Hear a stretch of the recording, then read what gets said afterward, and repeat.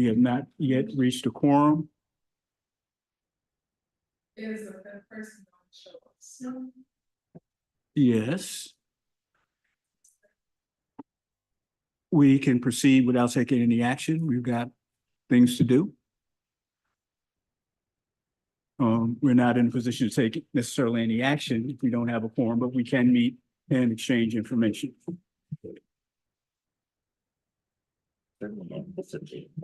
We do. Okay, to begin our meeting, let's have a moment of silence to center ourselves on the mission and goals of the organization to bring about harmony and peace. And let's resolve ourselves at this moment to exhale the negative forces and inhale the positive forces so we can get our work done today. Moment of silence, please.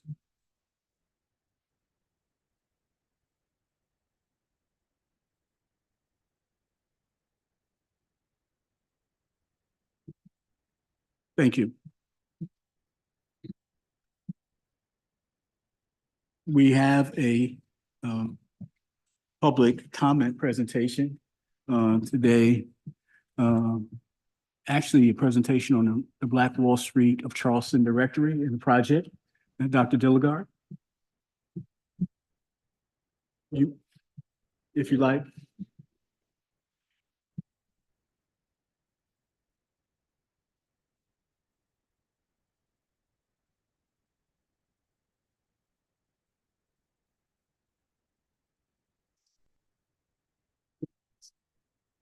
Okay, all right.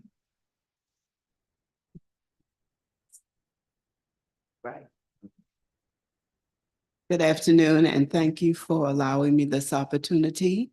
My name is Barbara Dilligard, and I am the grant writer and consultant for an exciting program that's called the District 20 Principal Collaboration Program.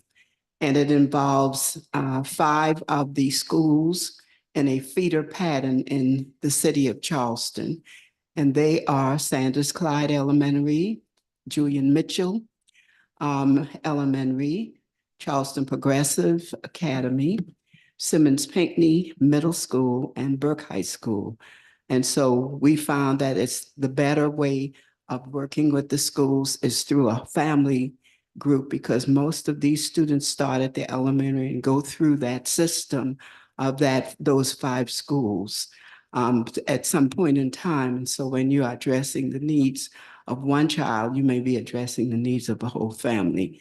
So we've taken that strategy to the academics and the social and emotional development of the students. Today, I'm privileged to have with me 2 of the researchers on this particular project within the D20 PCP, and they are Matisse LeCue and Sarah Williams, and they have been working on this phase of the program. For the packet, just to give you just a quick look at what you have, I have taken the little booklet that is with your clip packet. It is a summary of the D20 PCP actions. It was a two-year grant, about $8 million to serve in these very special ways. And so what we've done in this little pamphlet is to capture many of the activities, from tutorial programs for the students to social activities, cultural development, and other personal developments that will help the student to be more academically engaged. The second packet that I gave to you, the little front packet, is what the directory might look like. And I say that because I've been tossing and turning over the cover of the book from using the Rainbow Row, which is very familiar. Whenever somebody sees Rainbow Row, they know that's Charleston. And then some people on my committee challenged and said, well, we ought to highlight some of the businesses. So this is my next try on the cover. But we are in the process of collecting and putting together the directory. We have over 300 businesses already listed. And the businesses that will get the priority showcasing will be those that we've been able to collect through research and validate. We don't want to print anything that's somebody's folklore, but actually things that can be researched and verified. And so we are projecting to print the first series of this directory that we're calling our first edition this year. And hopefully we'll be going to press by the end of this month. And yes, yes. And we are trying to collect from businesses, as you can see in the little pamphlet, that date back to the 1800s to the present. So in the directory will be a listing of businesses that are no longer existing, but they formed enterprises such as the Brooks Brothers and the Brooks Motel, restaurant, and pool room and grocery stores and all of that in one family, to the Henry Smiths of the world that started the first safety cab company. And then he had a liquor store and a grocery store and on and on and on. And so, and then there were many mom and pop grocery stores and mom and pop shoe shops and things like that. And somebody might say, well, why do you want to go and dig all that up? Well, a lot of times our young people have very little knowledge of their history, of their beginnings, and of their supports, and of whose shoulders they're standing on. And they need to appreciate that. But we also need other people in the community to know we didn't just drop in from outer space. We've been here under some challenging circumstances, but we've prevailed. And so that is a lesson in itself as you develop young people. So we thought that the directory would be a beginning conversational piece, that more research can be done. And even as much as I research, I have learned a lot just collecting the information and meeting people. And they'll say, oh, you remember this shop that was here and this was there. And so it is not only a way of remembering, but also one gentleman said, you know, I would never be able to tell my family's story because I can't afford to print a book and tell people about what we did. But as you're doing this together, so many families and so many businesses can be highlighted because it's a collective effort rather than a single project. And so under the banner of the Heritage School of Knowledge, this is one phase of that project. These are the participants and the collaborators for this project. I started doing some work with the Preservation Society in another arena, and it has bloomed over into this, and so they are participating with us.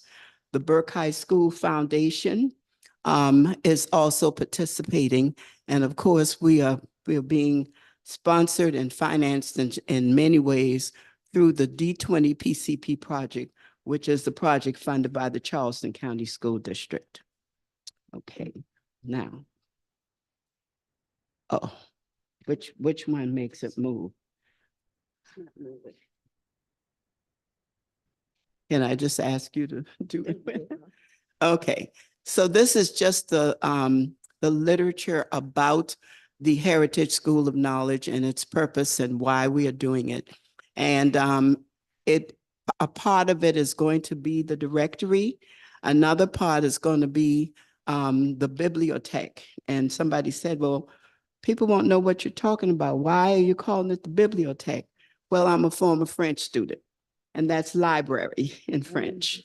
And so it's going to be a visual online library of graduates of Burke High School and other areas of our community that we need to note and see their accomplishments and the way that they pursued their careers in many, many different career pathways.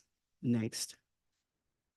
And so one of the many projects under the Heritage School of Knowledge is the Black Wall Street of Charleston.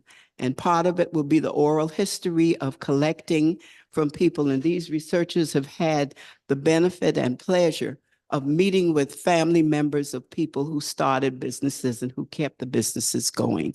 So this is just a little bit of information about helping students to know, as that second paragraph ends by saying, our activities and entrepreneurial projects will be identified and to expand student independent, I can't see, involvement and participation, further enhancing the knowledge of who they are, what they can be, and the bright future that lies ahead. Next one. So anytime you're doing a project and you're doing it in a school, the biggest mistake, I'm a retired deputy superintendent of Charleston County School District, and I started as a math and computer science teacher. So I know classroom, and I also moved through the administrative ranks up to being second in charge of the district.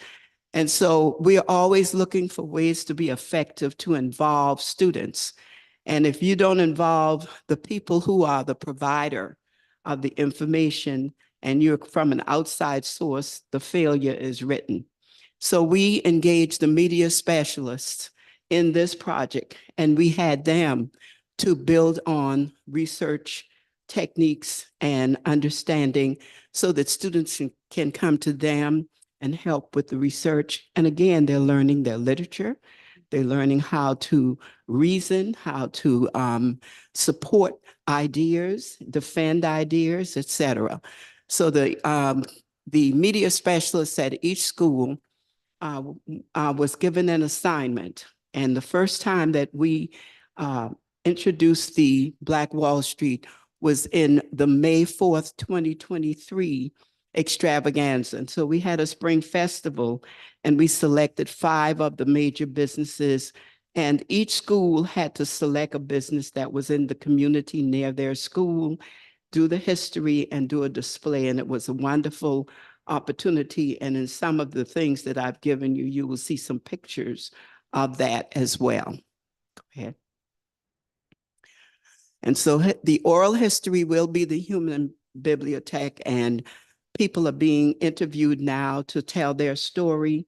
If you go on the Preservation Society website, you will see 4 already on there, and we are doing another 4, and as they are completed, they will be uploaded. And so there are interviews of community people talking about the businesses and how they did what they did, et cetera. Okay. This is an excerpt from that first May 4th festival. This is an example of some students reenacting the Brooks restaurant, where the young man is taking the order, and the 2 patrons are dressed like they would be dressed coming from Sunday church and going to Brooks for dinner. Brooks has a rich history of a lot of the entertainers who came to town. That's where they stayed. Martin Luther King Jr. stayed at the Brooks Motel. And so it has a good, rich history. And in fact, the city of Charleston designated the corner of Morris and Felix Street as Brooks Way to recognize the motel that was there, the restaurant that was there, the real estate office, the pool room, and other activities in that four corner. Okay. And now we are expanding the program and what we are offering to our young people. We've gone to the Burke High School animation class. And in that little pamphlet that you have an insert of 15 sites. We selected those sites because we've been able to verify and build information about those sites. And so what the students are now doing, they have taken the likeness of Mr. Alfonso Brown, who runs Gullah Tours. And he is going to be, some of you in the room are like my age, so you would remember Mr. Roberts' neighborhood and Mr. Roberts, and the people used to move around. So we patterned our activity with Mr. Roberts' neighborhood, and Alfonso Brown is going to be Mr. Roberts. And then each student has taken her likeness and put it on an avatar. And that avatar, when you go to the medallion and there's a picture on the bottom of the little folded page of what the medallion would look like. And there's a little block in the middle. That block is going to have a QR code on it. And so you can physically take your phone and click on the QR code, and the avatars and Mr. Alfonso Brown will tell you about the site that you're standing in front of. And that's our goal for each of those 15 sites that we have listed there. Yes, yes. In addition to this and attending to this is a tour. So the students have developed the script for a tour, and we call it a tour in the hood. And we'll go to these sites that you have here. And along the way, there are other sites, but we can't acknowledge all of them. But on the tour, we can tell people about the sites. The students are being trained by Mr. Brown to do tours. They are developing their tour information. And I had the good fortune of working with a group out in California on a project for a community in California. And so they said, hey, let us join in with you. So XR Libraries is joining in with us, helping us with the animation. And so we should have completed by the end of the summer. The animation, the students are being paid now to be an intern for the summer to completely develop the information. So you see here that we have highlighted one of the current businesses, Hannibal's, and Hannibal's has been recognized, as you can see there, by the New York Times as one of the best food places in the 2021 search, where they went all over the country and listed 50 in the nation, and Hannibal's on Blake and Drake made the list. It was the only South Carolina restaurant to make the list. So we are highlighting Hannibal's and an animation, as well as all of the other 14 sites that you have in that insert sheet. Go ahead. This is the directory. The first picture that you see is the Rainbow Row, and that was my first try at a cover. I'm still working on that, as I said, but we have registered the directory. It will be the property of the Burke High School Foundation so that it becomes a fundraiser to continue to allow us to give scholarships, and we give rewards to students for improvement. The underclass students get rewards for improvement. Every year we give about $2,000 worth of acknowledgements of students that have made highest score on certain tests or improved in their behavior, and they're recommended by their teachers. Last year, we gave about $1,700. And when you go to the program, the students are there because they know they're going to get a $50 check or a $100 check, and they don't know which one, and they're excited. But we also have been able to follow, having done this in a few years, that the students really continue to improve in their areas. And it's a small amount to get them on the right track and to keep them on the right track. So the Black Wall Street directory, that's all right. Hopefully, as I said, we will get that out by the summer, and we will use that as part of the information when they do the tours. Okay. This is the group in California that's helping us to get everything going, XR Libraries. And we're proud to say that at the national, it's called the American Libraries Association. It's their annual meeting. It's going to be in San Diego, California at the end of this month. And the Burke High School animation class was invited to come and showcase this project. We introduced it at last year's Chicago annual meeting, and they wanted to know, how have you gotten along? So they invited us to come. Unfortunately, we can't take the students to it, but we're going to Zoom and interact with the people there as a part of this. So they will have a chance to share with some people, some national and international people. The project has now become a part of the career and technology program at Burke. And so we are training those young people. And the good news is the the 3 young ladies who are being interned in the program this summer, 2 of them are juniors and 1 is a sophomore. So they're going to be there for a while to continue to develop those skills in that area. Go ahead. And so as we talk about program expansion, I've already told you about the city tour and the work with the AR Academy, but we are sure that this will grow into even greater things with student involvement, okay? We have been working with these companies, especially with Boeing and with South Carolina Works and others as we progress, because the students are not only learning how to present through a tour, but they're learning skills that these companies can use as potential employers of these students. And so making that connection is, again, another benefit to them. Okay. And that is the end of my presentation.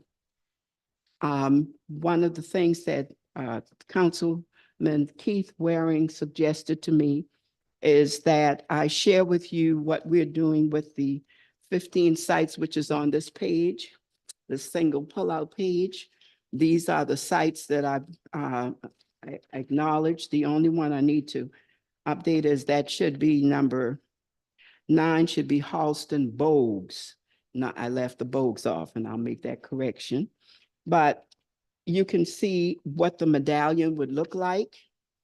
And our goal is to have those erected. And we need permission. We need a place to put the stand and to put it on the stand like that in the places in front of the site where it used to be or currently is. We attacked the problem early about several months ago, asking Dominion Energy, because if you look at the pictures, we went around doing the pictures with the idea that a pole, an electric pole, is in front of every place we wanted to be. And so we sent that to Dominion and asked them if they would allow us to put our information, our medallion on the pole. They told me at the beginning of last week that unfortunately they've stopped allowing people to put things on the pole. And so here I was ready to create the medallion and I have no place to put it. So we have figured out that we can get those metal sticks like you see the stop sign is on, and then get the medallion made, and it'll be affixed with screws. And we want to put it in a 4x4 concrete block so people won't take it and go as a souvenir. It'll be put in a concrete block. And so we figured, since all of the sites are in the city and we were trying to problem solve, we said, who can help us get this done before our finances run out with the grant, which is June 30th. And Councilman Waring suggested that I present this to this committee to see if you can process an approval that would allow us to place it on public property, because we can't get all of these individual owners to say yes. And then if you put something like that on the side of a building and people want to put their QR code, you don't want them walking up to people's houses. And so the best place is to put it, you know, in the grass by the sidewalk that's not owned by anybody but the city. So that's our ask. We are coming to you to see if there's any way that you can direct us in the right direction to get permission to put it down. And we would work with the city to make sure that it's not obtrusive and you know, making anybody angry, but it would be a place where people can walk up, put their phone, QR code, get that history. Yes, sir. Glad to hear about this. Glad to hear that you're working with the Preservation Society, because it gives me a reason to maybe think about supporting them again. I'll share. I didn't say I was going to, I said I might. So anyway, this sounds very much like a project that started a few years back and stalled, about virtual tours of Charleston, and you could go around and get to a location and you pull up on your smartphone and give you the history of whatever had happened there.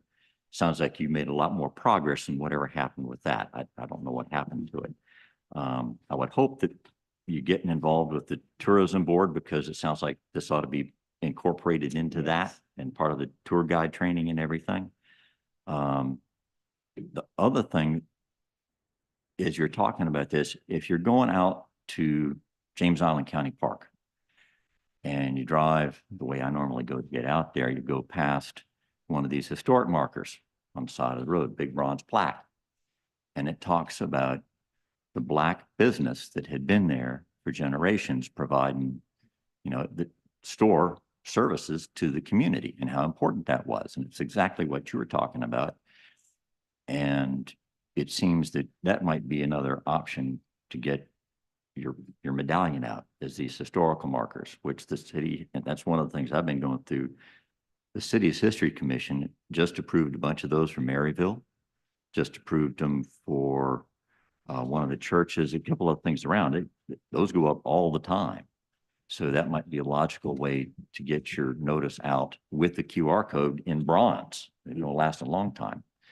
The other thing that occurred to me is, way back in the day, I think it was the Preservation Society, developed something called the Carolopolis Award. And if you had a particularly historic structure, you would get a Carolopolis Award, and it goes on side, and everybody's very proud of that. I don't see why this would be one bit different, and having this bronze plaque, and why somebody with one of these buildings wouldn't want to have that plaque affixed to the side of the building, just like a Carolopolis Award. And I would try and get the Preservation Society to promote it that way. That's just my thoughts initially right off the bat. I hope that's helpful. So just for clarity, since we reviewed the ordinance over the week, the ordinance specifically says we don't have the authority to direct the city to do anything.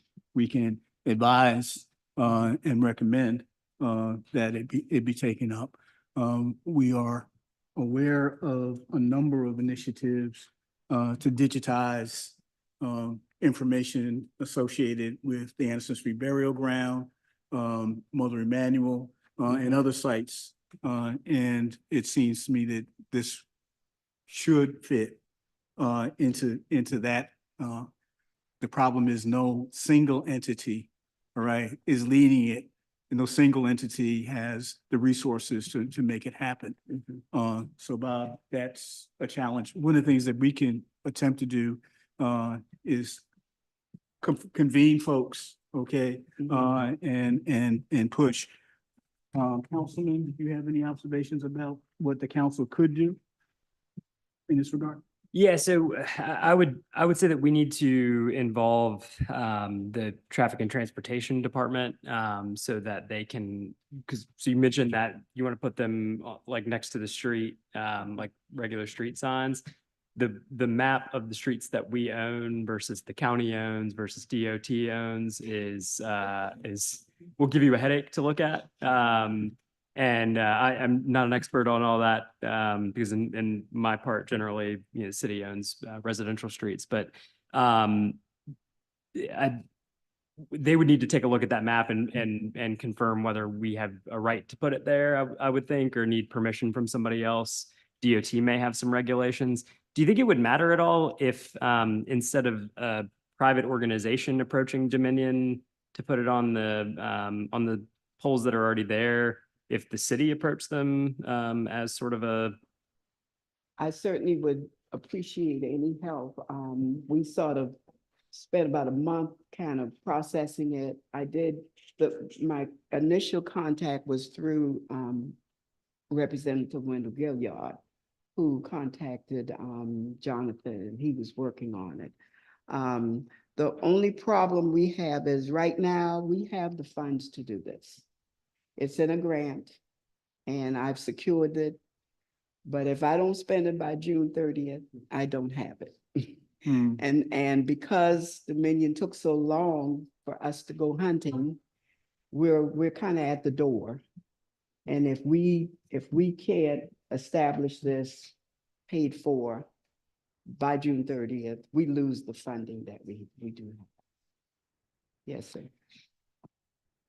it would seem to me that the funding, I mean, the biggest part of the funding would be producing the markers. Yes. And you've got, oh, how many locations? 15 locations? Yes.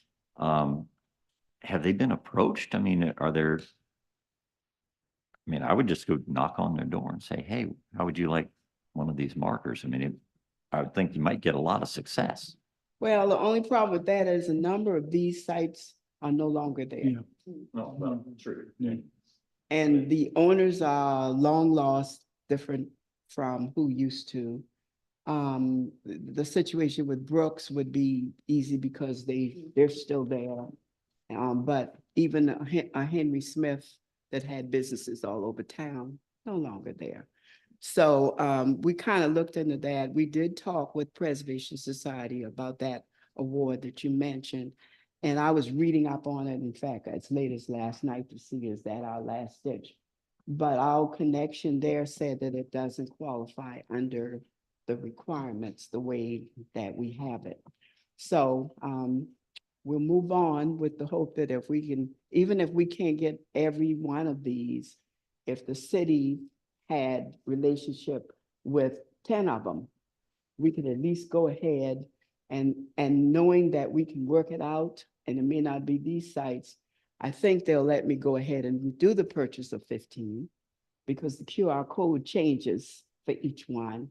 And at least if I got 10 of them up, then the federal government won't say we took the money and sat on it. It'll be, no, they were serious and they did spend it the right way. So that's what we're trying to do. Yes, sir. Would it be possible to produce them and give them to the city and let us work on a timeline that's maybe slightly more realistic for a government? That I will check with our people because they need the assurance that we're not gonna buy them and put them in a corner somewhere. Sure. And of course, my thing is get them out. But that's an option that we might need to explore so that the clock won't run out. If the city would give us a letter saying, you give it to us and we'll work with you to get them off, then I think I can purchase them. So would I be correct in saying that this belongs to the Transportation Committee? Yeah, just some, I think there would be some details to work out. I might also suggest talking with the Preservation Society to see if they have any input on what folks might like this plaque to look like, to maybe encourage them to put it on their building, or somewhere else. They may have already done that. Yeah, we developed it with them. In Okay. fact, they got the bid for us and they are going to be the kind of overseer for it. And they elected not to have their name on it because they said it was enough stuff on there. And that they were okay because they're on the internet with everything. And so it will connect with the two. But they're well aware and they're in very much support. So I can approach them from that angle, but I like the option of being able to say the city has agreed that if we get everything ready, they'll take care of getting them out. Do we have a spot to give a report in the city council meeting next week? Oh, I haven't asked for that. Adrian, do you know? I don't. So my thinking process, minimally, we should have a resolution endorsing the project, suggesting the Traffic and Transportation Committee and the mayor's office do what they can to work to expedite this. Yeah, I would even maybe suggest that our recommendation to the mayor's office or whoever you think would be necessary for grant purposes would be to, maybe provide some assurances that we will make reasonable efforts to erect these, blanket on the language that would typically be used in a contract for it like this, but or like, so, some sort of memorandum of understanding, but thankfully we have a lot of lawyers. So I'm sure they will remember when it's not at the end of a very long day, but yeah, I think that's probably the action that we could take today. And then, let people conduct the research that's necessary, maybe talk to Dominion. Like I said, maybe if we are, sponsoring it, maybe they would be, slightly more willing. I mean, they got to deal with the political climate in Columbia, so. So if we could take that 3-page comment and make it a motion. So moved. So it has been moved. Is there a second? Okay. So the motion is to indicate that the Human Affairs and Racial Conciliation Commission is fully endorsing the project, recommending expeditious addressing it by the Transportation Committee. Or other committee as a. Yeah. By the city. Yeah, I think I would maybe specifically recommend that the city provide the assurances that we will explore and make every reasonable effort to erect these signs at these locations. Okay, so that we recommend that the city take necessary efforts to provide the assurances for the installation of the placards. Further discussion on that motion? Non-Commissioner Logan. Wording, they can construct the signs and give them to us. It'll have to go through the design review committee, which then be a problem, just because they're real picky about signs. I think this part of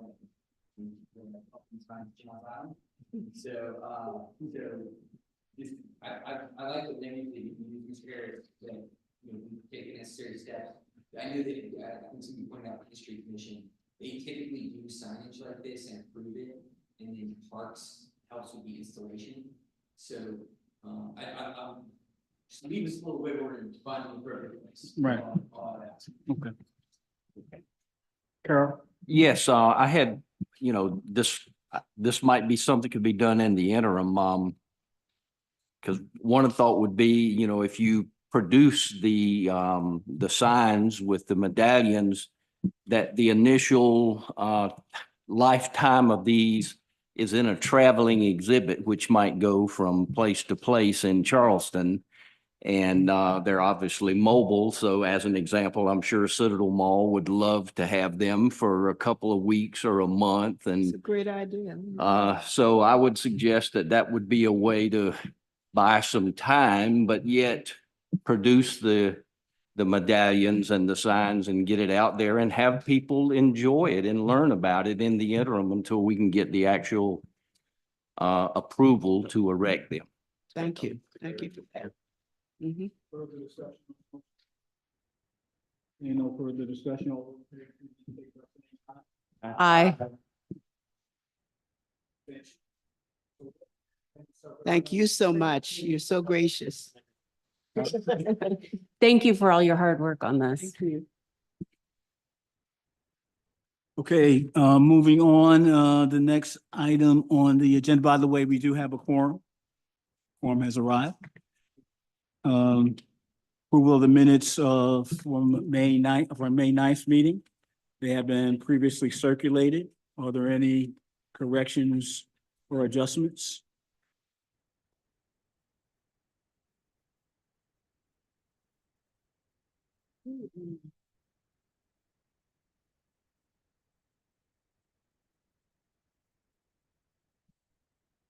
Any additions or corrections?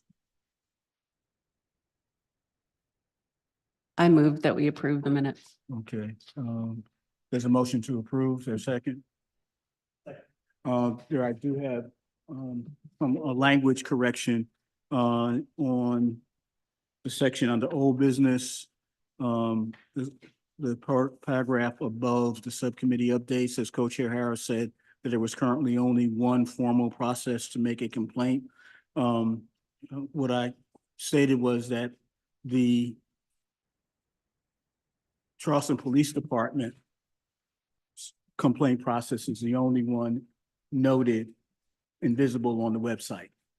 I just wanted to make that clear. If we could make that language insertion, I can work with you on that, Jasmine, okay? But I wanted to point out the fact that the police department does have a complaint process, but there doesn't appear to be a general complaint process applicable across all city departments and agencies. All right, the motion moved and properly second to adopt the minutes. Any unreadiness?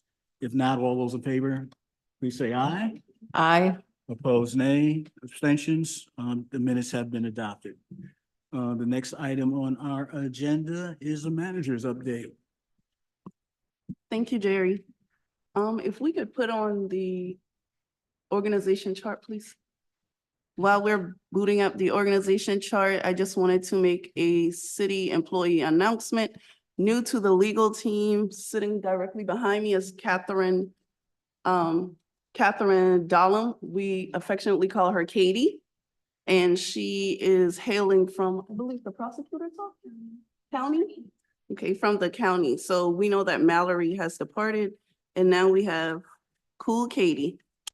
So, and also we have the organizational chart is up. I wasn't sure who all have subscribed to the Charleston newsletter. The city does have a newsletter and the city is also on all platforms. So if you're social media savvy, you will be able to see what's going on in the city from that aspect. The city hasn't updated their organization chart in decades. So now we have updated it. That organization chart, to break it down, the city was at 26 departments, including the office of the mayor. But now we have, what you see on the bottom, there are now 4 divisions. That 4 divisions are planning, permitting, and engineering. That is the lead for that is Tim Keene. Some of you may remember that Tim was a city employee here back in, he departed in 2015, but he was a city employee for 16 years. He also has a long record when it comes to urban development. Those housed under that division would be stormwater, planning and preservation, housing and community development, as well as engineering permit center and the building inspection division. Then we have community services, and leading that charge is Dan Riccio, and that is livability and tourism. Recreation is housed under there, economic and neighborhood services, Office of Children, Youth, and Families, and the cultural affairs.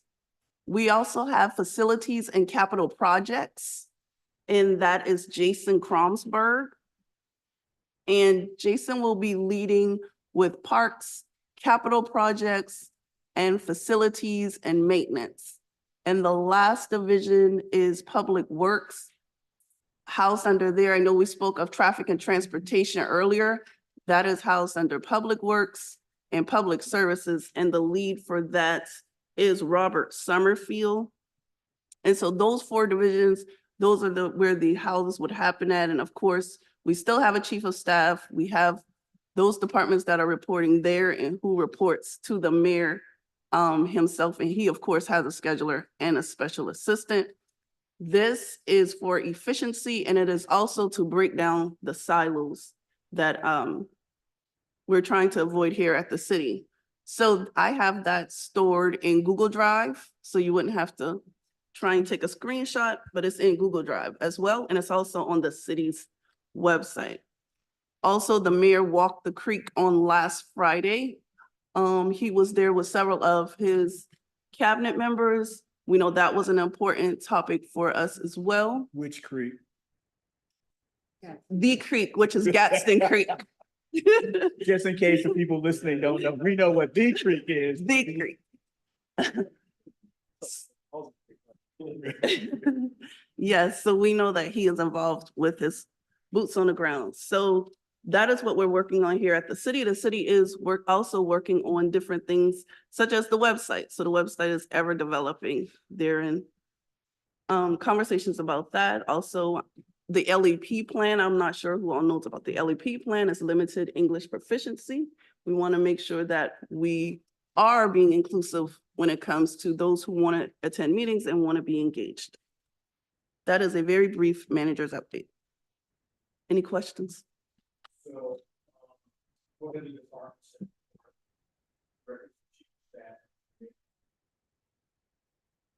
Right there, which is the information. And it's in the Google Drive as well, but it's information technology, internal audit, human resources, human resources. And the 4 divisions, which I've just spoke of. Police and fire, they're on that third tier, that is fire, police, and corporate counsel. That is for the chief of staff.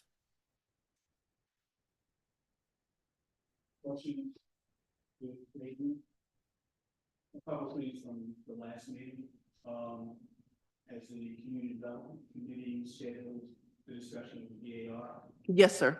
So community development, I spoke with Councilman Mitchell, and that is next Thursday, 3 o'clock. It's on the agenda. That is June 20th.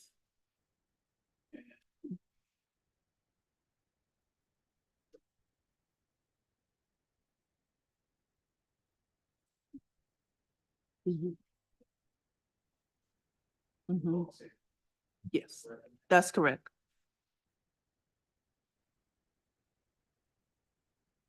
External. Mhm. Logan or Lisa, do you have anything you'd like to add on the administration at this point? On the, About anything that you want to bring to our attention? and just general comment, excited about the future of the city, and a lot of great people working here, and the opportunity for them to shine. It's really, really cool and really exciting. I think there's a lot of cool stuff that we're really looking forward to the community. Those are very general comments, so. I was just thinking about as we move into the new structure, we had managers' reports, so it'd be logical if there's anything that you wanted to put on the record as part of our meeting from your office. This would be a good place to put it. Yeah, look, generally, I think the goal here, I'm ready to talk. I'm fine. They can't hear you. No. All right. Yeah, probably better to go, Mike.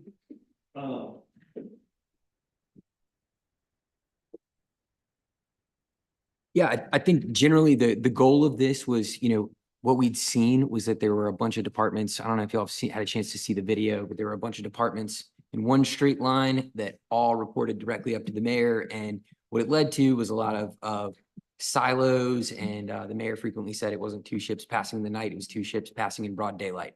So things that should have contemplated each other just didn't. And it's nobody's fault. It's just kind of was built out that way. This is a really cool opportunity to synchronize stuff and bring people together and start to communicate and see how plans relate to each other. And at the end of the day, how everything can kind of start to be more focused on people and the people that live here and outcomes that benefit them. So just a really cool opportunity. And like I said, I think it's going to be exciting. Got a few people that were formerly here that have come back. But Tim Keene I think was mentioned is the head of the planning section and is going to lead that effort there. And then another gentleman that's come back that used to be here as well was but it is kind of handling some larger special projects is a guy named Josh Martin, who previously worked for the city, and he's already firing on all cylinders. So some cool opportunities there. We're just pretty excited. But if y'all have any questions about the structure or why, I apologize, Mr. Harris, I didn't have any notes over here. So No, anything. I was simply suggesting that in the way we've got the agenda structured. Yeah. Right, there's a manager's report, and since I think that's a space where if we have anything that you want to bring from the mayor's office, that you would like us to discuss, that would be the appropriate place to put it. So I'm just, Absolutely. all right. Yes, that's sir. Yep. Thank you. Well, any questions, y'all feel free to ask. all. Okay. Okay. So, the primary reason that we try to extend the meeting, we started a little bit early and spent a little bit of time, is that, you know, June of each year marks the anniversary of the first meeting of the organization park. The ordinance was adopted in February of 2022. Appointments and completely seating didn't happen until June of 2022. We're now in June of 2024. We're 6 months into the work plan that we had adopted, and 6 months into the new administration. And any reasonable organization, you know, takes a minute to take a look back at what's happening. So I thought it was appropriate to try and spend some time doing that. I asked each of the commissioners to take a look at two parts of the ordinance, in particular, one part of the ordinance in particular, which is the section that deals with our duties and responsibilities. And then to take a look at the strategic action plan that we adopted, with just a notion of us trying to get a sense of where we are in terms of making progress, making some progress, making little progress, making no progress, with the notion of taking a look, making sure that over the summer, you know, generally July and August, you know, is dead time. And I think that we could perhaps take on some assignments as commissioners and move some things forward. So we're ready for more action. So I did have the opportunity to talk to 6 of the commissioners, from 5 commissioners and myself, and Adrian. Others of you I was unsuccessful in getting, but I tried to present and I sent to you this today, kind of my sense of the green, yellow, and red from your comments. And I circulated that. But what I'd like us to do is to walk through the section 208, the 11 duties and responsibilities. First, we'll read that. If you've got a copy, anybody have a copy of the ordinance with them? Besides me? Right. So Bob, if you read number 1, so we just hear what it is, okay, and see if there's any need for clarity. Sure. Provide recommendations to the mayor and city council on the development of a racial equity framework that will serve as a tool and process to analyze, influence, and improve internal decision-making in a way that supports racial equity within the city as an organization and through its services. Okay. Anyone have any questions about clarity of language? So when I asked from the folks that I talked to, the basic kind of assessment was that we're in the yellow on that. Many of you, when I spoke to you, because how many of you were on the council in December of 2022? All right. So 1, 2, 3, 4. All right. So we've got at least 3 or 4 members who were not on the council when we made our first report. And in that first report, what we did was, in essence, point to the city master plan section on resilience and equity, which had language specifically around equity. And we recommended that the city fully embrace that, right? In addition to that, at the back of the resilience and equity component of the element of the plan, there is a matrix of the recommendations from all the other areas in the plan and how they interacted with resilience and equity. And we suggested, as the plan said, that we that the city prioritize implementing those. Right. So to the extent that has been done and presented in our discussions, so we have said it. The question is whether or not it's being applied. So there is a framework that we have recommended. Second point, number 2. Excuse me.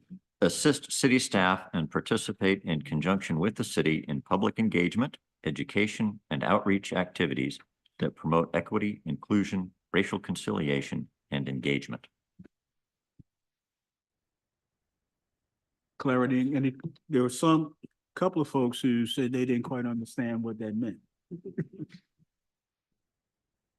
Anybody want to raise what your interpretation of that is, Bob? I can see why they would say that.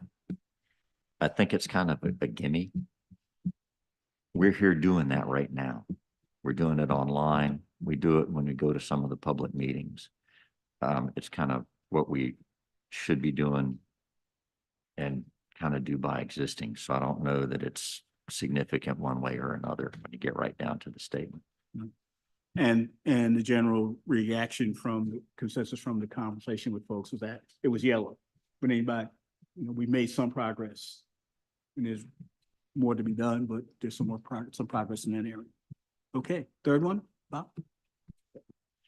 Provide educational and outreach support to established programs and organizations in the community to promote a more inclusive and equitable city.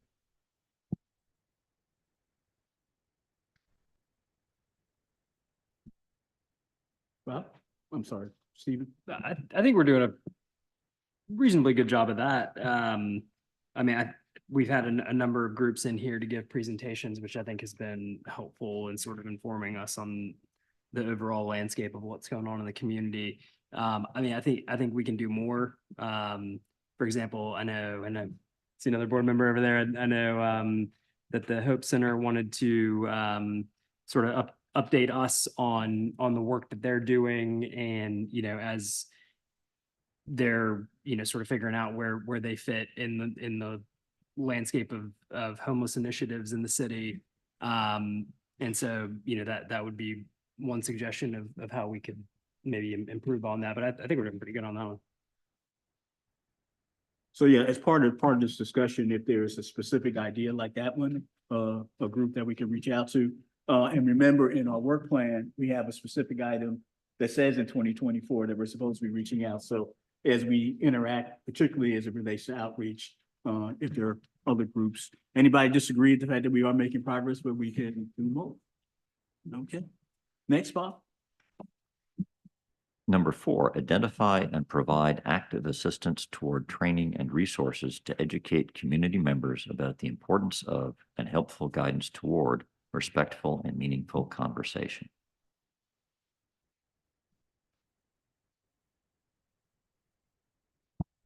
We're working on it. It's slow going, but I do think when we had with CAJM, the Charleston Area Justice Ministry, when we had the rolling out of kind of the racial bias audit plan, that was a really good start. And now we are starting to work on trying to get Charleston's Jewish and Palestinian/Muslim communities talking. And so that when we get that done, I'll feel better about this one. Yeah. And this is the outward looking. I mean, we've got these two faces. We got one face facing the city and the city staff. We've got the other face facing the community. And the capacity to do that. And lining up the time and the targets can challenge. But the group generally said that we thought that we were making some progress. I think that one's a clear one, particularly in the last few months, as just noted. Yeah. Well, and I said, Bonnie, to Jerry, when we talked on the phone, I mean, given the calendar, when we were trying to put the group together, I mean, I think the fact that we tried to begin to get a roster together before the summer was a wonderful first step. This problem isn't going away, but given where we are in the year, I think it is hard to gather people right now. And I think getting going on the back end of August or something is a more realistic timeframe. I just want to say active assistance. I think we're clearly doing that. Yeah, just in reading that, it's sort of hard to put myself back in the chair when I voted for this, a couple years ago. But it's just, I mean, it was just a different world then. But to see how things have evolved since then, the language to educate community members, it's pretty lofty, vague goal that is pretty pretty presumptuous of us that they want to be educated, right? I mean, we have some role in the policymaking process, and we can be active in assisting with community organizations that are doing like-minded work. So I would say that we're doing pretty good in the active assistance part. And that's arguably what we should be more focused on than, going out and trying to impose our view. You need to believe this or you're wrong, is maybe not the most productive approach. And that's sort of what I hear when I think of educate members. Well, and I don't know anything about how ordinances get amended when the 3-year check-in comes for city council. But yeah, I mean, I think on that point, facilitating meaningful conversation with community partners, I think is to me, feels like the spirit of what that is saying to me. Well, remember that the educate is about the importance of respectful and meaningful conversation. It's not, you got to think this, you got to think that. It's, you've got to be respectful and have a meaningful conversation. And I think we're doing that. So I hear two things, all right? One, that there are multiple things going on in this particular item. I also hear that one of the action items that we have on our strategic action plan has to do with coming up with some additional suggested language changes. This may be one of them. Okay, great. Okay, next one. Provide any needed resources and support to the city's Office of Equity, Inclusion, and Racial Conciliation. Happy to chime in here. It's more the other way, I think. But How could I utilize your support and your resources? So I'm of the thought process that there's a lot going on like right now. While we're sitting here at our monthly meeting, there are things going on even when we're not sitting here. You know what those things are in your particular areas. And so what are the gap? Where are the gaps? Like what is happening that you could bring to me and I could sift through it and see where we could work through some things together and we actually create movement. So that's how I can see support. Also, when it comes to resources, if you see something, send it to me, just email it to me.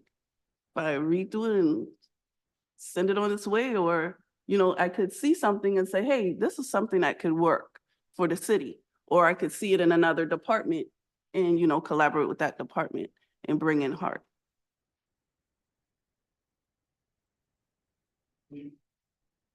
I think we saw a really good example of this one earlier in this meeting with Carol's suggestion of the traveling show of the Yeah. of the placards, which is my characterization of it. But I think that was a really helpful suggestion, given especially the time frame that we were sort of presented with in that presentation to come up with. So I think that was a helpful suggestion, Adrian, and I think that sort of goes both ways too. That there's some really smart folks sitting around the table that if we're workshopping some of the things that the organizations that may contact you and not us, I think that's a really helpful role for us. Yeah, I think one of the things, because Adrian's plate is very full, and she had a lot of things pulling on her, to the degree to which you have a priority or something that you really need assistance on, or you think one of the commissioners has some expertise, and you should let us know that you want that and need that, because we can, so it's a two-way street. Us feeding you stuff and you telling us what you need, back and forth. That would, I think. And again, in the area of language, since the Office of Equity, Inclusion, and Racial Conciliation, as best I can tell, does not exist anymore. Right, so that should be changed in the ordinance as well. To Adrian. Okay. So as you see, we're accomplishing a couple of things as we move through this exercise. All right, number six. Six. So I think that one should reflect the new org chart too. So whoever is at the top of that. org Yeah, chart yeah. should- I mean, but just generally, the language should be consistent with what the world is now. Yeah. All right. Because I don't know that the council ever went back and changed the name of the office or whoever, however Yeah. that named. You know, so Yeah, the address needs to meet and match exactly. the location. Mhm. Number six, Mhm. work with city staff toward the development of a strategic outreach plan to engage a broad spectrum of community members to provide input to the mayor and city council.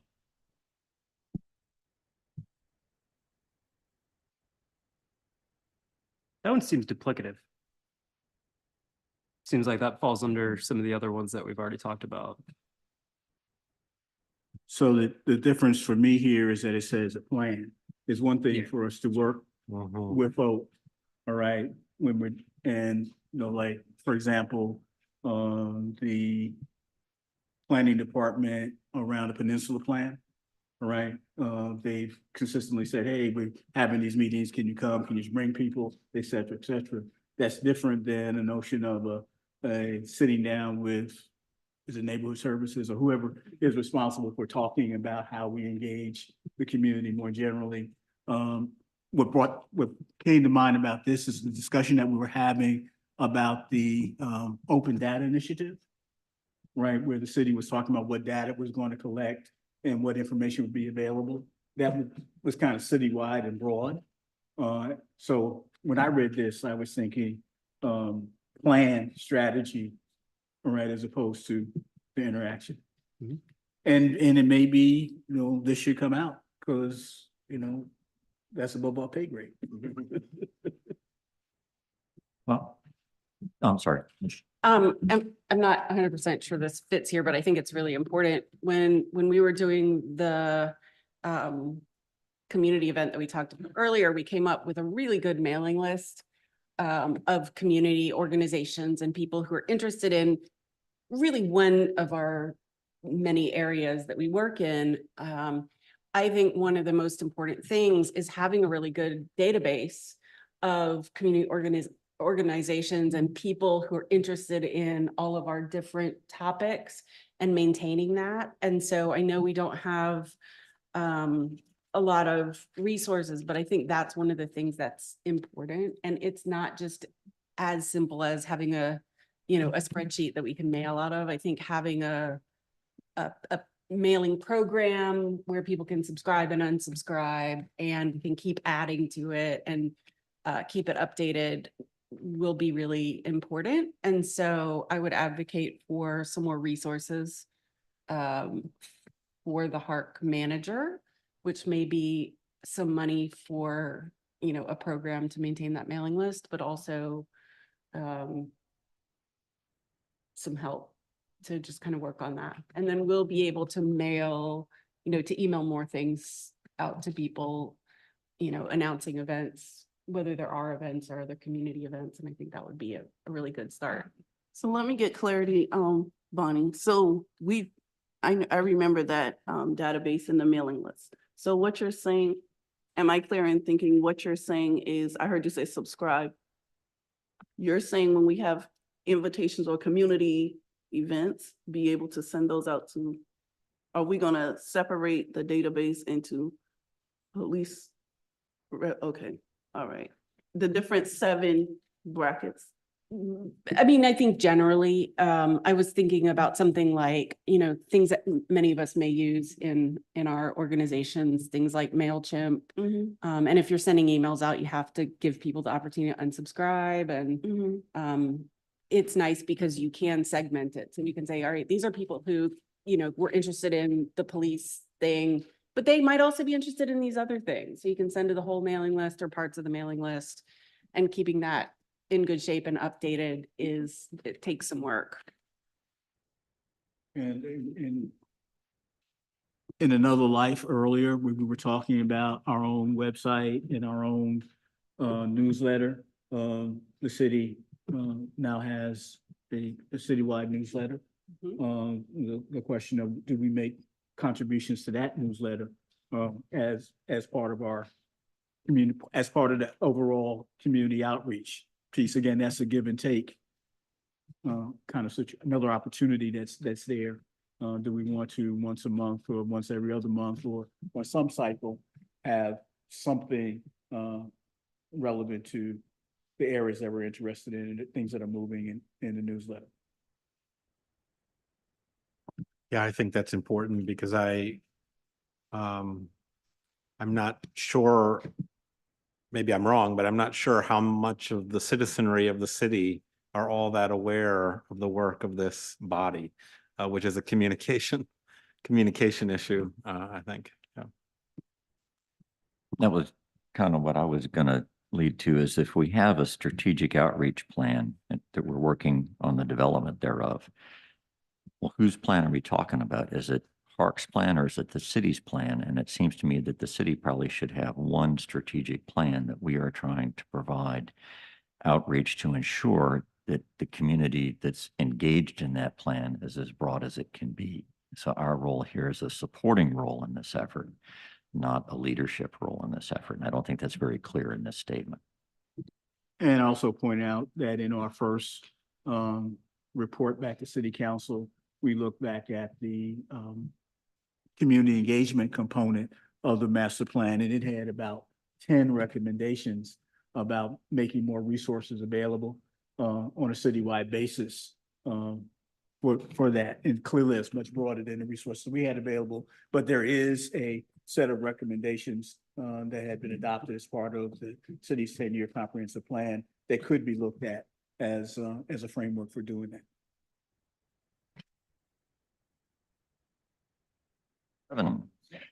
At the direction of the mayor and council, meet and collaborate with community partners such as educational institutions, civil rights organizations, business organizations, local chambers of commerce, Charleston Regional Development Alliance, and Lowcountry Local First for input and assistance towards its goals.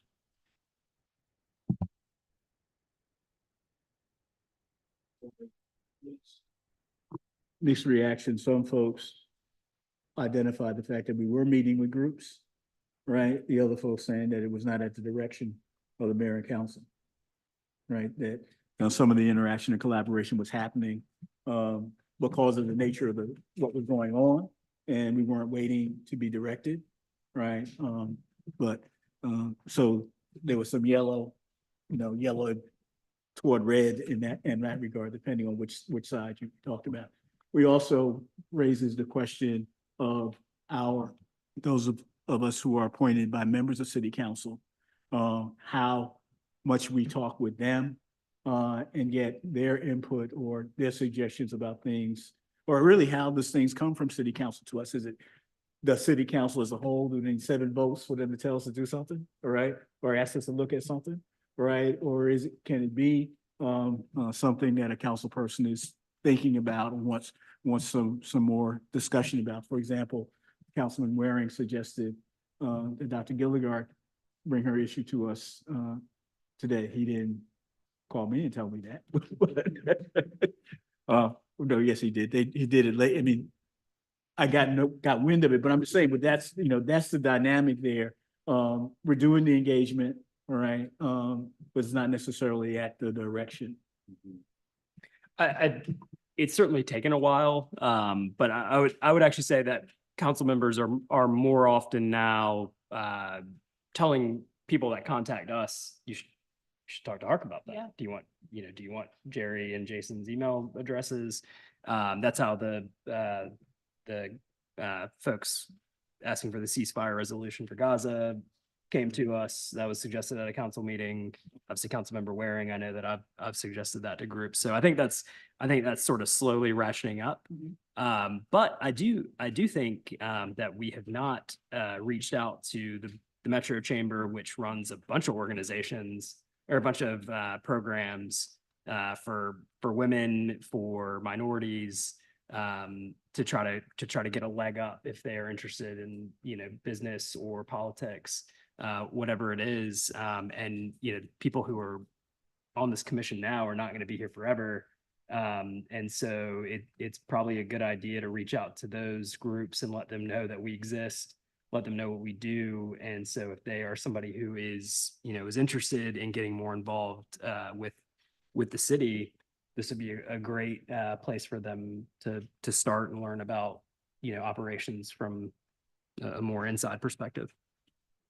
You might have missed a meeting because I remember one in particular that had a great presentation from some women's chamber, small business and women's incentives that the city had going. Might not actually been the Chamber of Commerce, but there was somebody, The I mean, but business there's incubator program. incubator Yep. programs, yeah, which I thought were tied in with the Chamber of Commerce, but yeah, we can do a better job of outreach. I just have to say that the phrase "at the direction of mayor and council," to me, from my time in government, sounds very stock. I consider that I am here at the direction of the mayor and city council. That's why I'm here. Well, I tell you too, I don't, obviously I don't speak for Mayor Cogswell, but he has expressed in the past when I've been talking to him that he feels like citizen commission should be citizen led. So maybe that's something we want to consider changing, that it's not at the direction of, we're not acting at the direction of mayor and council. We're to act pretty independently and bring things to them and for them to consider.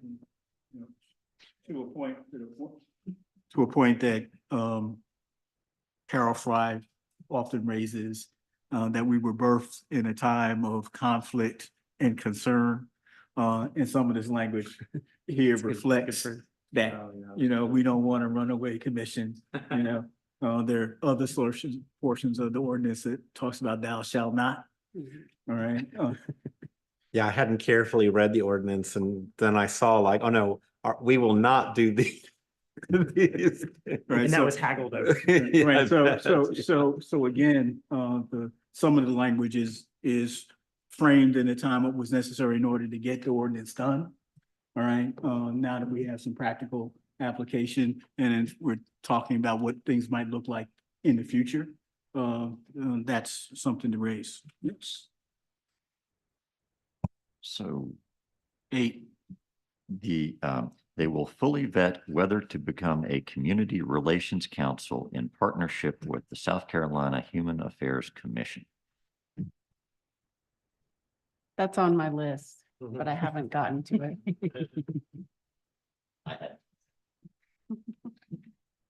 So we, Adrian has a couple of times provided us with the general information. Know that the state commission processes fair housing or housing discrimination complaints, employment complaints, and complaints about being discriminated against going into public facilities. The commissions more generally are a vehicle for conflict resolution, conversations, and the like, crafted in each community. So to a certain degree, some of the language earlier about what our duties and responsibilities actually call for us to do some of that. It's just a question of going through the state steps of actually becoming the council and figuring out whether there are resources, what are the resources needed to effectively do that if we are to become Can I just add, having just talked about how this should be citizen led, I'm going to keep talking. You're a citizen. Yeah. That was fun. So there has been an ordinance pending. I guess it's been deferred for pretty much 2 years. On council agendas under first reading about a fair housing ordinance for the city. And I can tell you that I was one of the people who was skeptical whether we had the legal authority to do all the things that we were giving ourselves the power to do in that ordinance. So, at the time, I was like, we're gonna like really need to go through this with a fine tooth comb, or the lawyers will, and let us know what we have the power to do and what we don't, and look at this. And so, it may be helpful to break that one into smaller parts. And if we do that, then looking at the housing piece would probably be the logical place to start, given that that's sort of already on agenda. We've discussed it in the past. And housing is besides water, would be the most critical issue that we're facing as a city and will continue to face as a city. Okay.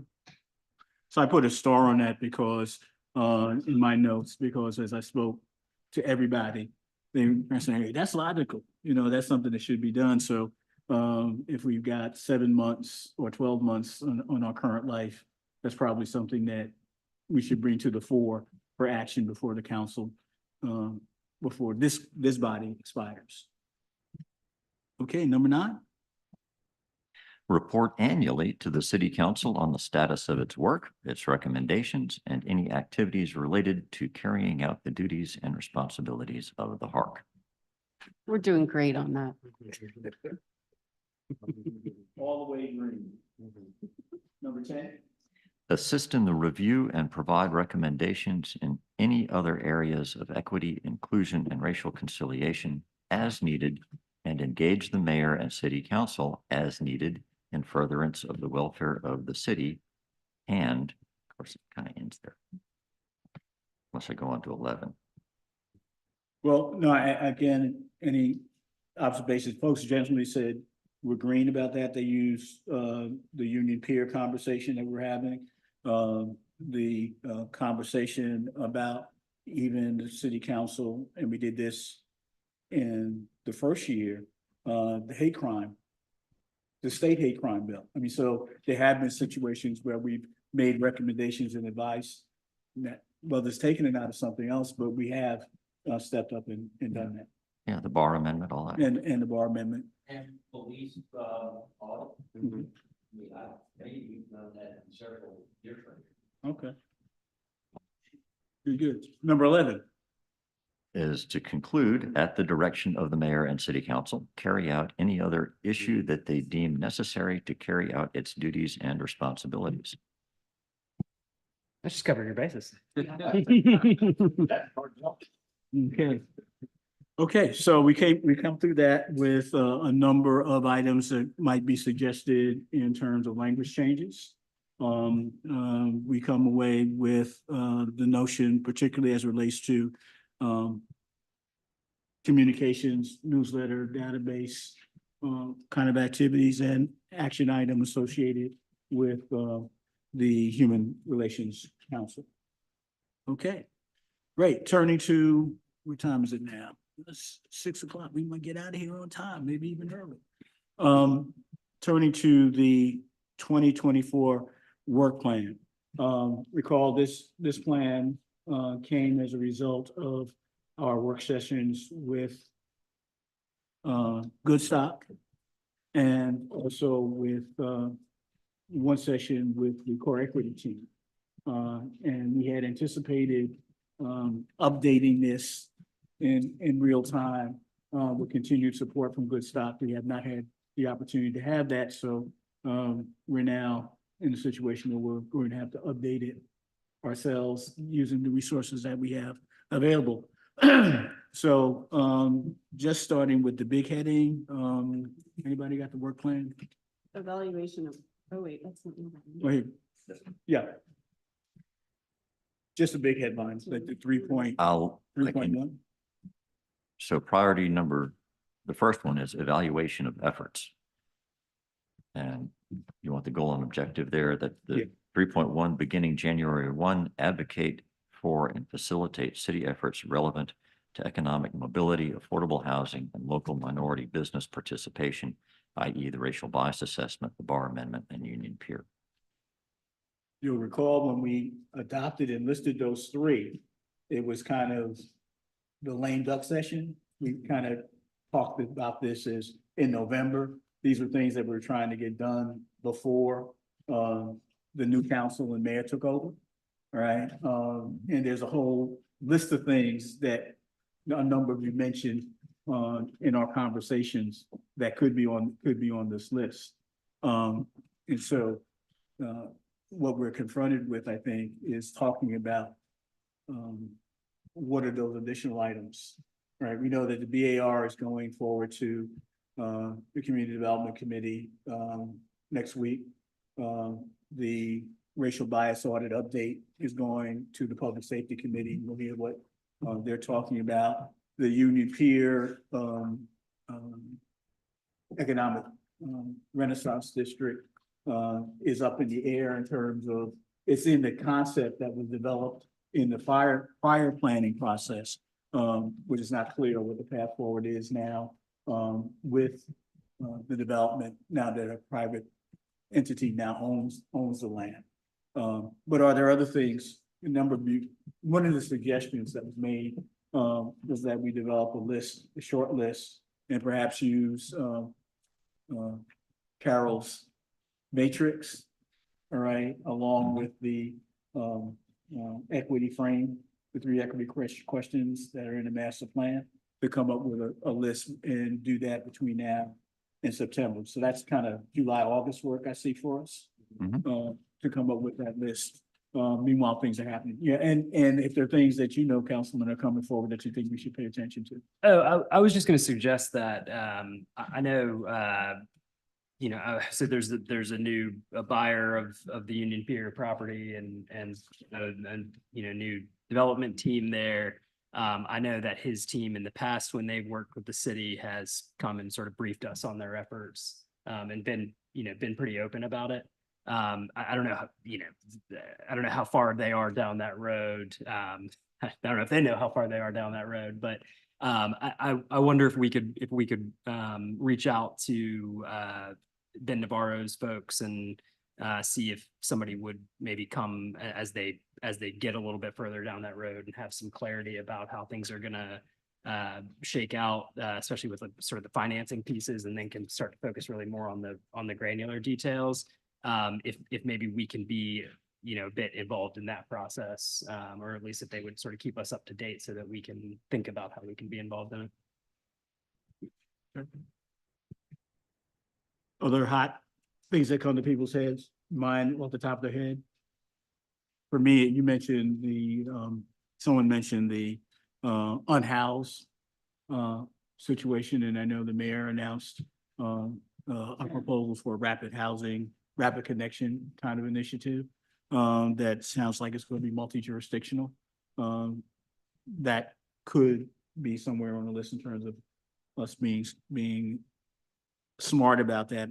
The zoning code, and I had to do this because Carol Jackson has been paying a lot of attention to that. The zoning code is the next step from the master plan.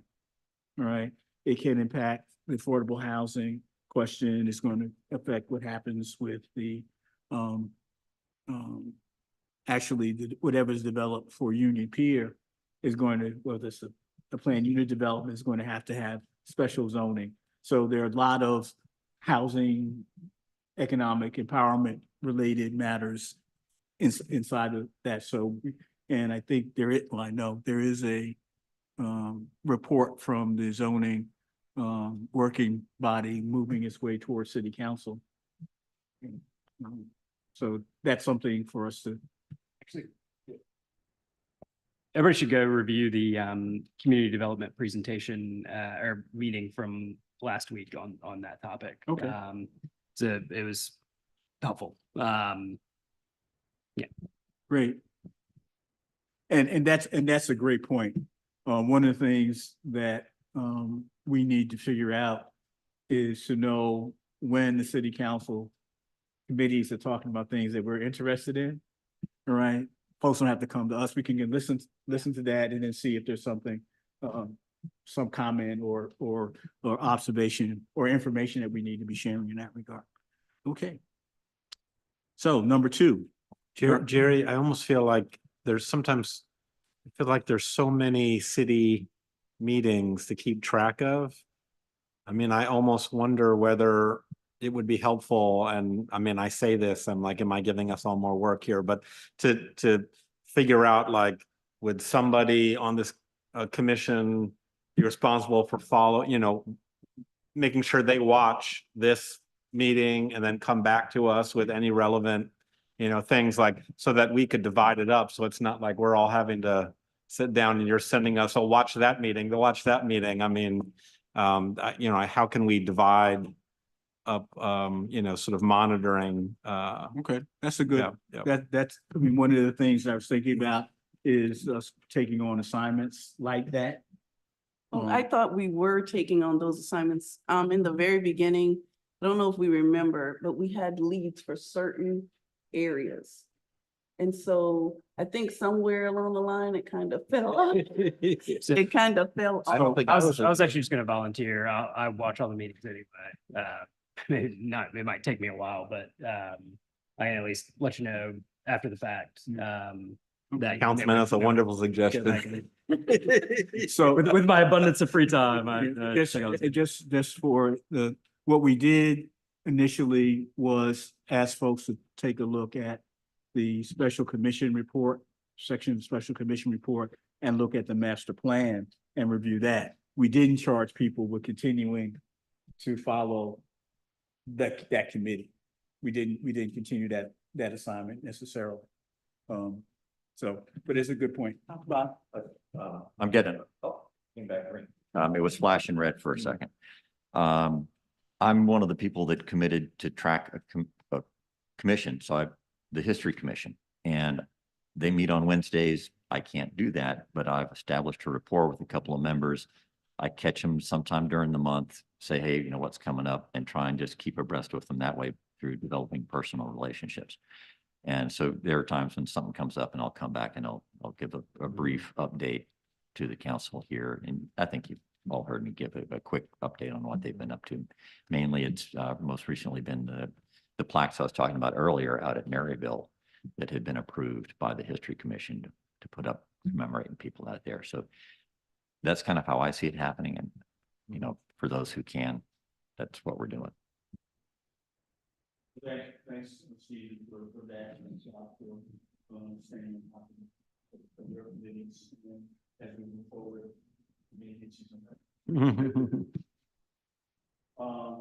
We have a question. Carol? Yeah, Jerry, and this is a question for Stephen, and I guess for anybody that might know. I know when I first came on the commission here, one of the things I was wondering about was if I could get my hands on the instruction manual for how to be a City of Charleston council member. You know, most jobs I went into, you know, in my regular career, those didn't exist. You know, it's basically like, okay, there's the pool, jump in it, you know, and but I did run across one company once that, man, it was Cadillac. They had everything documented, and, you know, you basically could spend a day or two reading that. And at the end of the week, you knew how the thing works around there. So my question was, has somebody developed that yet for, okay, I kind of suspected that, but, and again, I'm, you know, as y'all have seen, I come at it from an engineering perspective. That kind of stuff to me makes a lot of sense because it saves a lot of work in the long run. But, and, you know, that would be really helpful, you know, because I actually started trying to do some of it on my own, but you know, I'm not volunteering to do it because it would be a lot of work, but that, you know, process management, you know, is something that would really be helpful, I think. So I think most of the people who have ever been on city council would be very resistant to anybody telling them how to do their job, if I had to guess. It's a group of interesting personalities.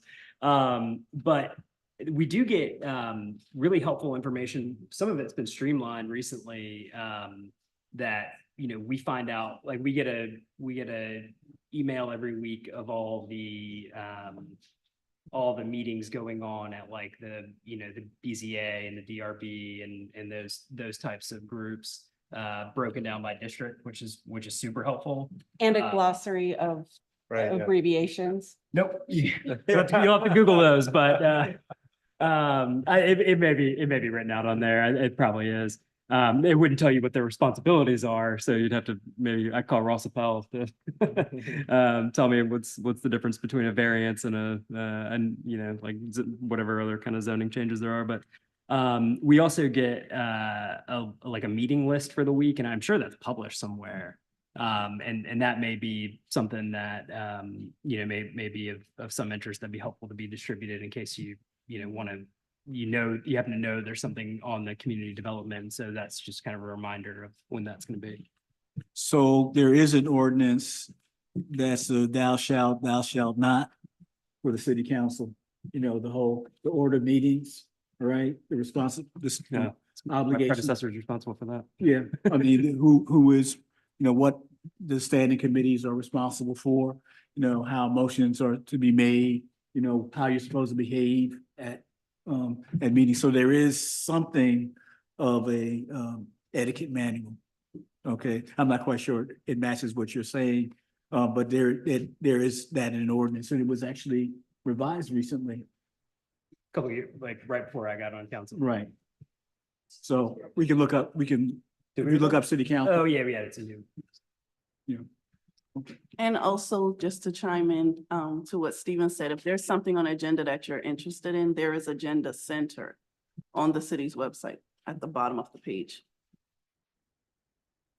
Okay. Moving to second, sorry. I just seem to remember something about if we used inappropriate language, we could be fined and it would be taken out of our salaries. $5. And we adopted that same language for No, our we council didn't. We took members it out. because we don't have salaries. We took it out. We took it out. We should have left it in. Take it out of the salary. We can say whatever the hell we want. I should have heard a few times by now. Let's see, community partnerships. By February 15, establish talking points for commission and council members and city staff to ensure consistent messaging about who the commission is and what it does. We generally have not tackled that. Mhm. To the extent that, Tom has gone out and presented to, block associations, and he and I have presented to the NAACP. We've kind of started using the same talking points, but in terms of what this was intended was on the presumption that a new council, a new mayor, all right, and perhaps new department directors, right? We needed to have an elevator speech, all right, to introduce. So that was the concept of this, and I don't think we didn't get there in that regard. But there is an elevator speech evolved. And Adrian reminded me that we need one or two more commissioners to agree to go out to groups and meet with them, in which case we'd have to provide you with the elevator speech. Mhm. Well, I mean, I think I still sometimes, it's great that city council members are now thinking of Hark more as various concerns come up, but I think I still sometimes sort of struggle with how that loop is coming back, right? Like, so, all right, we come up with our ideas. How are we coming back to city council on a regular basis and making sure city council is regularly hearing from Hark on some of these issues, so that you can be advised, as we are charged to do, from this body. I mean, I feel like sometimes it's happening and other times I'm not sure if it's It's always hit and happening. miss. Yeah. It is hit and miss depending on the issue, all right, and the relationship with the council person, Right. all right? Well, and I'm not here. I was appointed by the last mayor. So I don't have somebody really to circle back to. Okay. That is a good point. That is a good point. All right. Next one. Permanency. By February 28, review the proposed language for park ordinance and provide suggested edits.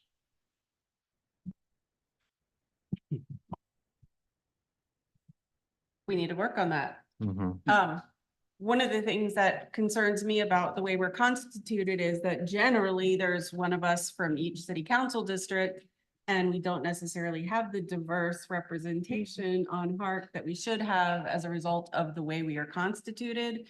And so when Jerry and I had a conversation in preparation for this meeting, one of the things that I think Jerry recommended was that we can form subcommittees and invite community organizations so that we have more representation from Black people who really need to be on this commission if we can't figure out how to change that so that the representation is more reasonable. And so if anybody, any of you commissioners or anyone else in the room has an idea about that, I know when Ross Appel asked me to be on this commission, I said yes immediately. And then I said, wait, aren't there any, Black women who could be on this commission instead of me? And he said, our district is 97% white.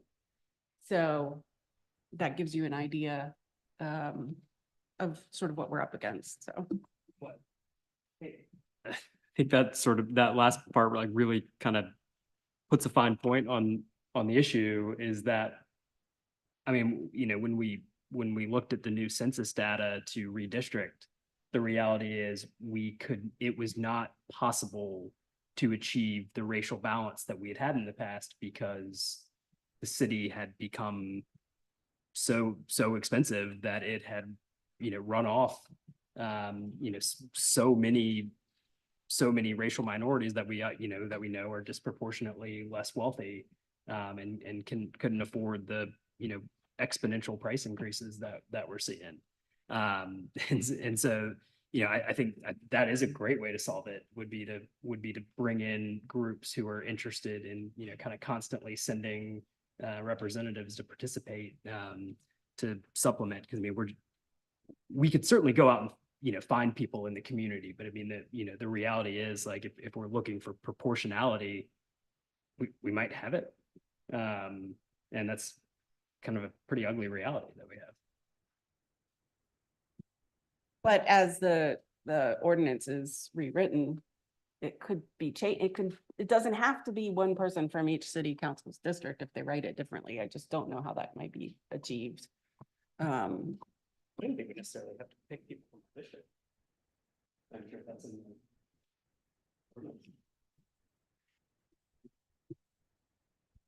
It's not, the current ordinance does not require the council person to pick someone from their district. So that is not the requirement. This is an important conversation point. It could speak to both how we do the work on engagement, and it can also speak to the question of suggesting changing if we need change. But there is also a level of awareness as in terms of what the preamble of the ordinance says, why this group exists, what's its charge to do, and whether it's appropriately it's the composition of the folks capable of doing what it's charged to do, is a question I think that Bonnie's raising. I think we've done a fairly decent job given our current composition. We brought it kicking and screaming together, but the whole notion of looking forward, none of us are going to be here forever. So the whole question is how if this entity is to be here, how it works going forward. Okay. Next, By March 1st, invite the community-based organizations to attend HARC meetings and share intersections. we started that. Some of the specifics on that, however, it speaks to Bonnie's point about our existing list. All right. The other is groups being aware of what we're doing and desiring to make a presentation, and whether or not that presentation translates into something that is advisory to the bus discussion or debate that the city council is having, or something that the mayor or one of the departments or the core equity team is involved in doing. So we've got work to do in that one. Let me back up again. On the ordinance, are there members of the commission who are willing to be part of kind of listening to this conversation? Okay. and drafting some language that we might see in by September or October, just to begin to talk about in terms of revisions of language. Anybody? Huh?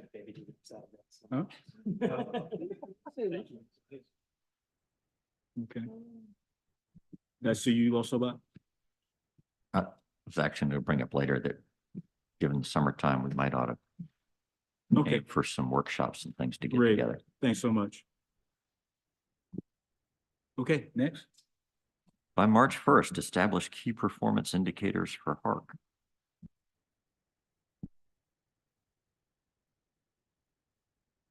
So this got scuttled in part, this was tied in part to both Good Stock and the Riley Center being available to us to continue to work as we work to develop evaluation tools and indicators to go forward.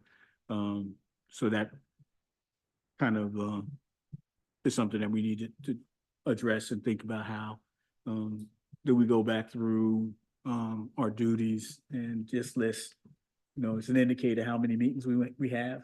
Is it how many people came to the meetings? I mean, you know, what are the indicators of success that we think makes sense to say? And then not so much for us now, but again, looking forward to the future in terms of what you can talk about activity, but you need to be able to talk about impact and outcome. All right. So that's an area that we need some, generally folks communicate that we needed some resources to think about that. I think we can have conversations with higher education institutions and other folks in the area to see if they can help us with that. Next. Beginning March 1st, participate in local assessments that promote or support racial equity.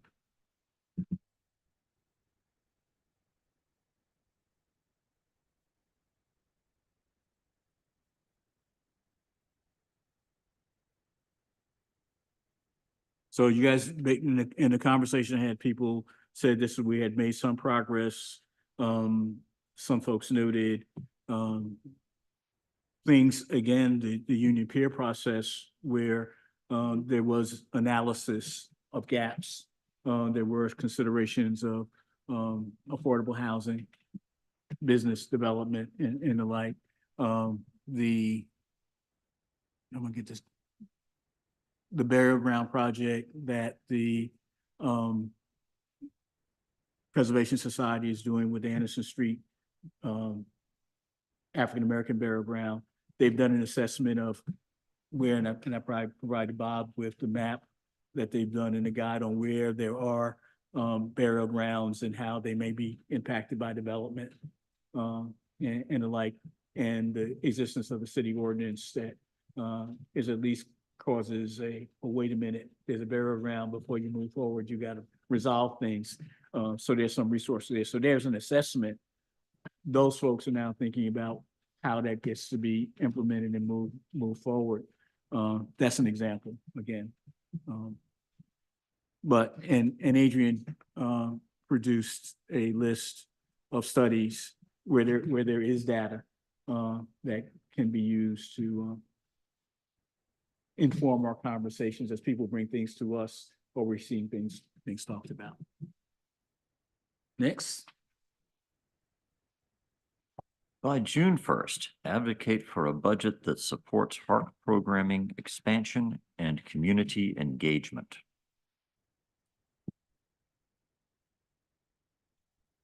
So we're talking about the 2025 budget and earlier discussions about what we wanted the office to do.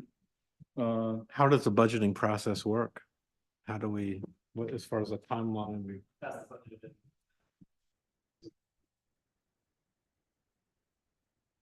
So the budget is generally passed December, January. The process is beginning now. There's an ad hoc committee whose meetings are public. And there's a new process being undertaken that There they can is. describe. There is, so the city has work day coming. That is on the HR side, and on the back side, the city also has a new budgeting software that's called Sharpa. And we took a couple of training, there was a series of trainings conducted. And they're working through those timelines as well in accordance to having the budget done. But the city has a couple of new things coming on soon. So is it possible, just for our purposes, to get kind of a schedule of what's going to happen on the administration side, and then the schedule what's going to happen on the city council side, so we can just kind of watch how that's going? As we particularly talk about the Human Relations Commission concept, getting a clear understanding sooner rather than later about what that costs to support. That seems to me to probably be the biggest new animal, on the horizon. Is that fair? Yeah. All right. If we're gonna make suggestions of things that should go in the budget. Go on. Just in terms of maximizing how effective those requests would be, and in consideration of how hard our budget folks work to make that process work. I would think we would need to get it in before the last 3 months of the year. So we do a budget workshop in November every year where we kind of go over the details of the budget. And that's a good long meeting, like a really good overview of the budget that frankly more citizens should watch, because it's really interesting, I think. And then we do 2 votes in December to pass it. So it's done by that workshop, essentially, unless people are Yeah. tweaking it at the end, which So is probably fun. As a practical matter, as an old treasury guy and city administrator, since our office is part of the mayor's office, whatever the timeline for the mayor's office to develop its budget, whatever we think we want or need should fit into that time frame. Because by the time it gets to the presentation, it's cooked, it's baked. November is dead. All right, so for us to get that sense of that timing, I think if I'm not mistaken, and Adrian, you should provide us with additional information about this, if there are other cost items that we should be thinking about, do we want, yes, we don't want. For example, our subscription to what's the name of that group again? It's called GARE. GARE is Government Alliance for Racial Equity.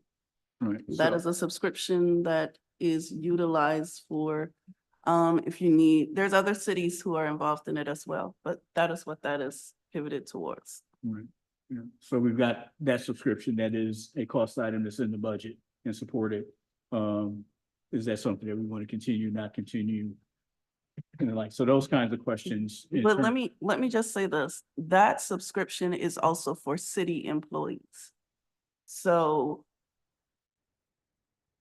that would be something that I would need to further look into, because we don't want to say we're going to cut a subscription where city employees are utilizing.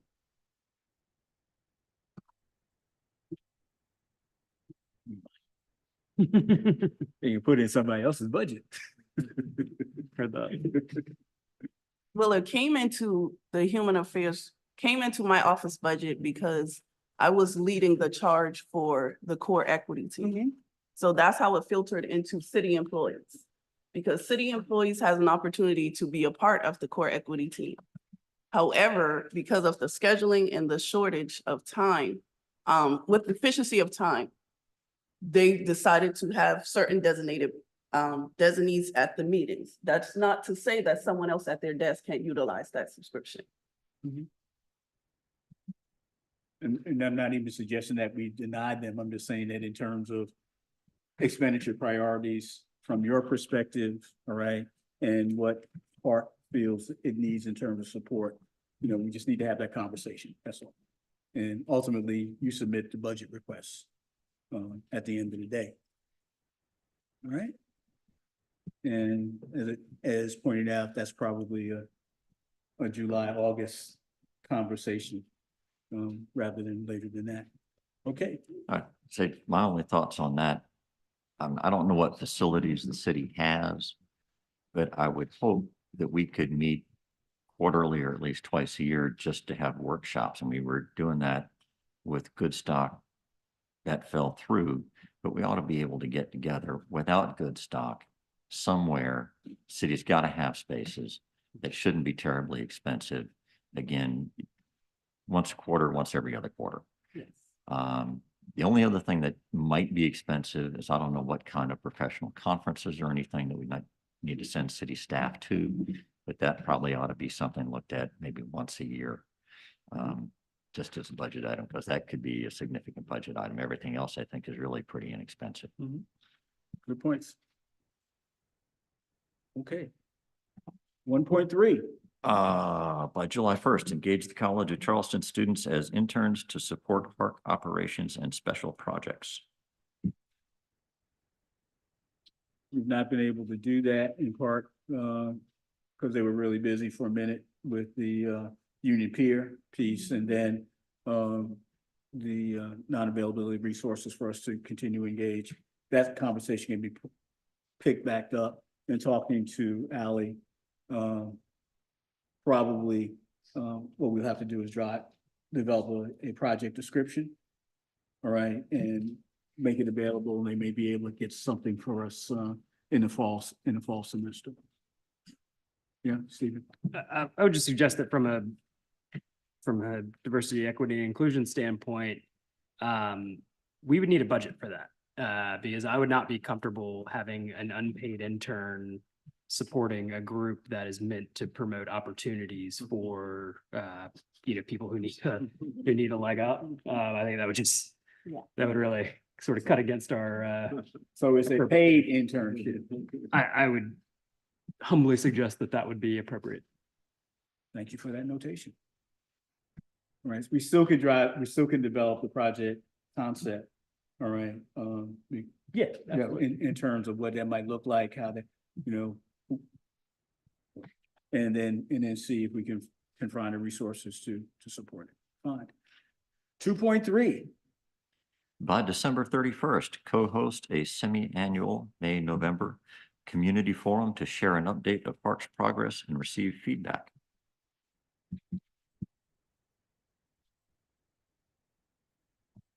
So the conversation around that primarily was a mixed notion of the capacity to do that, how large an audience, all right, and what the purpose of the conversation would be. So again, that's something that we need a team of commissioners to come together, to come up with a game plan, to suggest what that looks like. If we're going to do that. Okay. Anybody volunteering to lead that? That seems like something we could get some kind of thoughts about how we could best do that from CAJM, that has an extremely successful annual community forum. And we happen to know somebody. A pretty big forum. I think we were doing it small. Yeah. I think maybe we're not there yet. It may not be we said it was important, but I think it may be important for later. Other thoughts, Bob? I'd just follow up on that is that all our meetings are open. Trying to advertise additional meetings to people might be a bridge too far. I think getting them here first is probably more important than. Okay.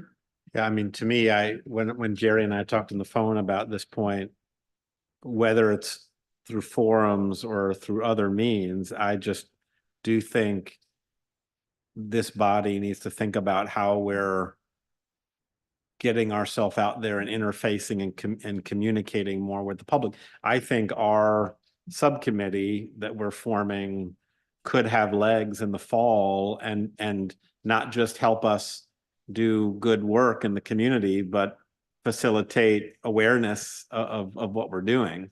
So it doesn't have to be through that vehicle, but I do think we have communication challenges. So what I'm hearing is look at increase interaction and participation in things that are kind of in the pipeline already. Right, our regular meetings, the work group. And use that as increased communication as opposed to thinking about having some kind of a conference forum, seminar forum of some kind. And I like the idea of us, I don't think it has to be every month, but if we could get on some cycle to make a contribution to like the city newsletter, that could be another low hanging fruit, a way for us to get our work out to the public. All right. So that exhausts the list. Any comments, anything burning on people's hearts? I hope you found this somewhat helpful. Yeah, I just wanted everybody to know, this morning I attended the Archer School Apartments Affordable Housing grand opening, ribbon cutting ceremony.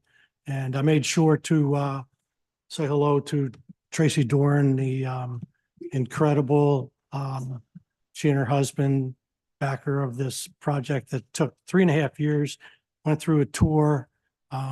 Remarkable, this old school that's going to really be great. And Councilman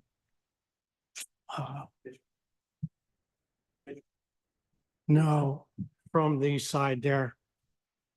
Yeah. He told me that, I'm sorry, I couldn't hear you.